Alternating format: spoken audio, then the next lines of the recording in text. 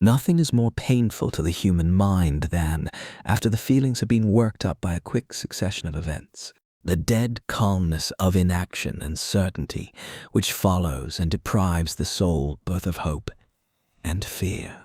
Justine died. She rested, and I was alive. The blood flowed freely in my veins, but a weight of despair and remorse pressed on my heart which nothing could remove. Sleep fled from my eyes.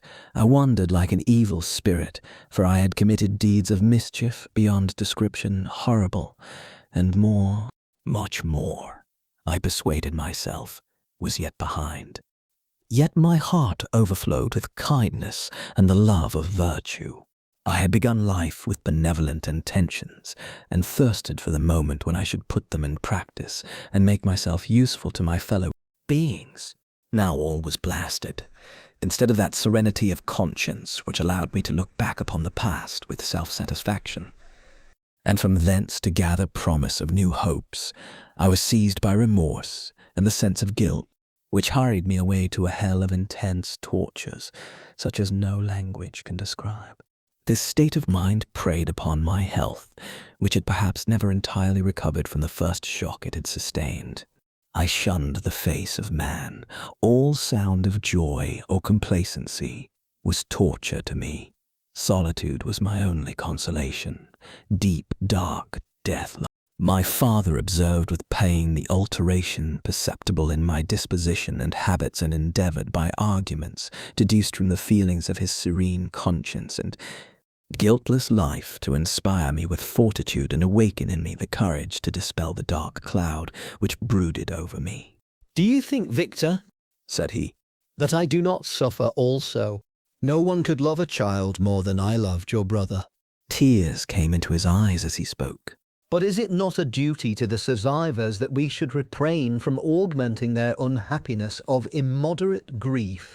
It is also a duty owed to yourself, for excessive sorrow prevents improvement or enjoyment, or even the discharge of daily usefulness, without which no man is fit for society."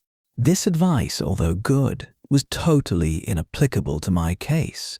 I should have been the first to hide my grief and console my friends, if remorse had not mingled its bitterness and terror its alarm with my other sensations. Now I could only answer my father with a look of despair and endeavor to hide myself from his view. About this time we retired to our house at Belrout. This change was particularly agreeable to me. The shutting of the gates regularly at 10 o'clock and the impossibility of remaining on the lake after that hour had rendered our residence within the walls of Geneva very irksome to me. I was now free. Often, after the rest of the family had retired for the night, I took the boat and passed many hours upon the water. Sometimes with my sails set, I was carried by the wind, and sometimes after rowing into the middle of the lake, I left the boat to pursue its own course and gave way to my own miserable reflection. I was often tempted, when all was at peace around me, and I the only unquiet thing that wandered restless in a scene so beautiful and heavenly, if I except some bat or the frogs, whose harsh and interrupted croaking was heard only when I approached the shore. Often, I say, I was tempted to plunge into the silent lake, that the waters might close over me and my calamities forever. But I was restrained when I thought of the heroic and suffering Elizabeth, whom I tenderly loved, and whose existence was bound up in mine. I thought also of my father and surviving brother. Should I, by my base desertion, leave them exposed and unprotected to the malice of the fiend whom I had let loose among them? At these moments I wept bitterly and wished that peace would revisit my mind, only that I might afford them consolation and happiness. But that could not be. Remorse extinguished every hope. I had been the author of unalterable evils, and I lived in daily fear lest the monster whom I had created should perpetrate some new wickedness. I had an obscure feeling that all was not over, and that he would still commit some signal crime, which by its enormity should almost efface the recollection of the past. There was always scope for fear so long as anything I loved remained behind. My abhorrence of this fiend cannot be conceived. When I thought of him, I gnashed my teeth, my eyes became inflamed, and I ardently wished to extinguish that life which I had so thoughtlessly bestowed. When I reflected on his crimes and malice, my hatred and revenge burst all bounds of moderation. I would have made a pilgrimage to the highest peak of the Andes, could I, when there, have precipitated him to their base. I wished to see him again, that I might wreak the utmost extent of abhorrence on his head and avenge the deaths of William and Justine. Our house was the house of mourning. My father's health was deeply shaken by the horror of the recent events. Elizabeth was sad and desponding. She no longer took delight in her ordinary occupations. All pleasure seemed to her sacrilege toward the dead. Eternal woe and tears, she then thought, was the just tribute she should pay to innocence, so blasted and destroyed. She was no longer that happy creature who in earlier youth wandered with me on the banks of the lake and talked with ecstasy of our future prospects. The first of those sorrows which are sent to wean us from the earth had visited her, and its dimming influence quenched her dearest smiles. "When I reflect, my dear cousin," said she, "on the miserable death of Justine Moritz, I no longer see the world and its works as they before appeared to me. Before, I looked upon the accounts of vice and injustice that I read in books or heard from others as tales of ancient days or imaginary evils. At least they were remote and more familiar to reason than to the imagination. But now misery has come home, and men appear to me as monsters thirsting for each other's blood. Yet I am certainly unjust. Everybody believed that poor girl to be guilty, and if she could have committed the crime for which she suffered, assuredly she would have been the most depraved of human creatures. For the sake of a few jewels, to have murdered the son of her benefactor and friend, a child whom she had nursed from its birth, and appeared to love, as if it had been her own. I could not consent to the death of any human being, but certainly I should have thought such a creature unfit to remain in the society of men. But she was innocent. I know. I feel she was innocent. You are of the same opinion, and that confirms me. Alas, Victor, when falsehood can look so like the truth, who can assure themselves of certain happiness? I feel as if I were walking on the edge of a precipice, towards which thousands are crowding and endeavoring to plunge me into the abyss. William and Justine were assassinated, and the murderer escapes. He walks about the world free and perhaps respected. But even if I were condemned to suffer on the scaffold for the same crimes, I would not change places with such a wretch. I listened to this discourse with the extremest agony. I, not in deed, but in effect, was the true murderer. Elizabeth read my anguish in my countenance, and kindly taking my hand, said, "My dearest friend, you must calm yourself. These events have affected me, God knows how deeply, but I am not so wretched as you are. There is an expression of despair, and sometimes of revenge, in your countenance that makes me tremble. Dear Victor, banish these dark passions. Remember the friends around you, who center all their hopes in you. Have we lost the power of rendering you happy? Ah! While we love, while we are true to each other, here in this land of peace and beauty, your native country, we may reap every tranquil blessing. What can disturb our peace?"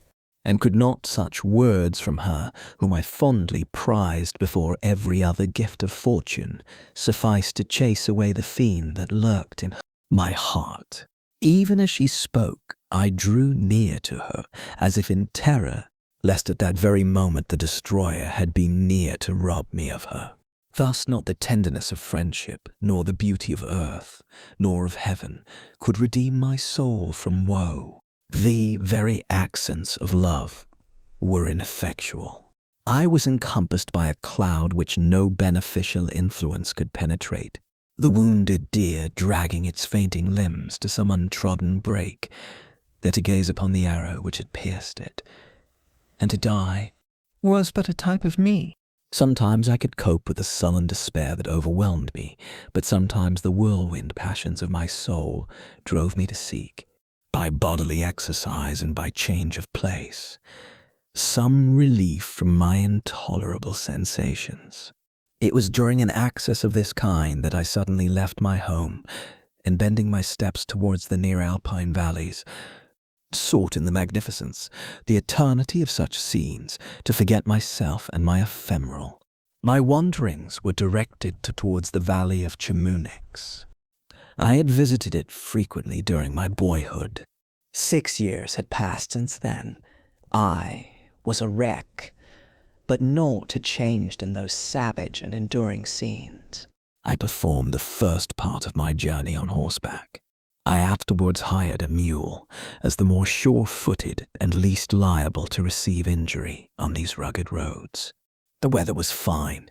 It was about the middle of the month of August, nearly 2 months after the death of Justine, a miserable epoch from which I dated all my woe. The weight upon my spirit was sensibly lightened as I plunged yet deeper in the ravine of Arve. The immense mountains and precipices that overhung me on every side, the sound of the river raging among the rocks, and the dashing of the waterfalls around spoke of a power mighty as omnipotence, and I ceased to fear or to bend before any being less almighty than that which had created and ruled the elements, here displayed in their most terrific guise. Still, as I ascended higher, the valley assumed a more magnificent and astonishing character. Ruined castles hanging on the precipices of pinny mountains, the impetuous Arve, and cottages every here and there peeping forth from among the trees, formed a scene of singular beauty.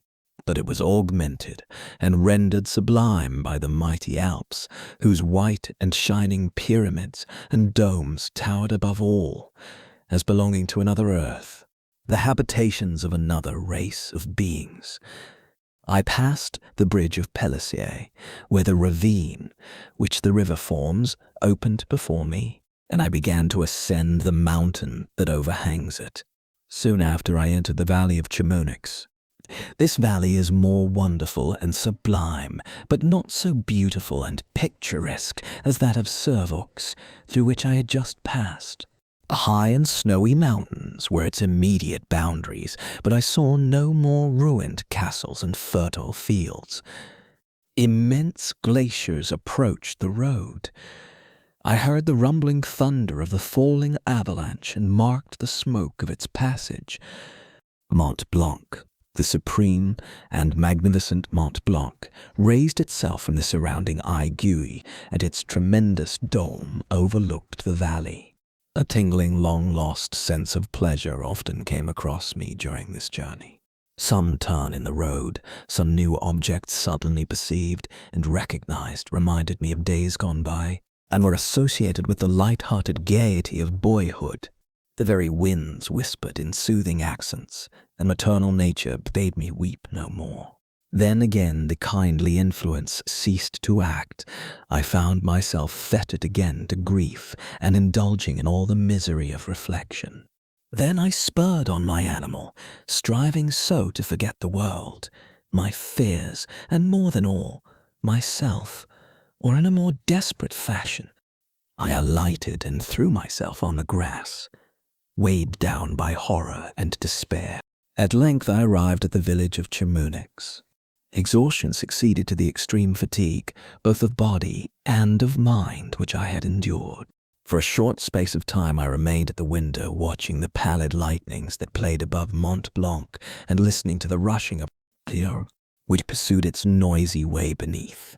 The same lulling sounds acted as a lullaby to my too keen sensations. When I placed my head upon my pillow, sleep crept over me. I felt it as it came, and blessed the giver of oblivion.